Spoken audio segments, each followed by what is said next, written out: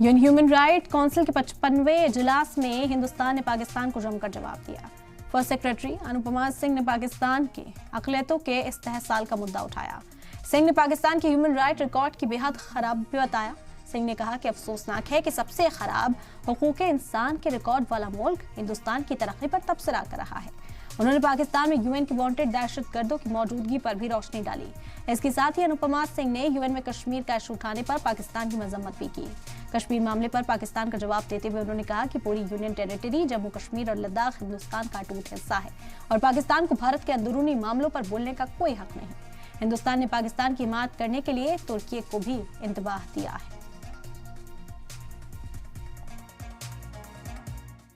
A glaring example was large-scale brutality perpetrated against minority Christian community in Jarawala in Pakistan in August 2023, when 19 churches were gutted and 89 Christian houses burnt down.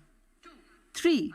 A country that hosts and even celebrates UNSC-sanctioned terrorists, commenting on India, whose pluralistic ethos and democratic credentials are exemplars for the world, is a contrast for everyone to see.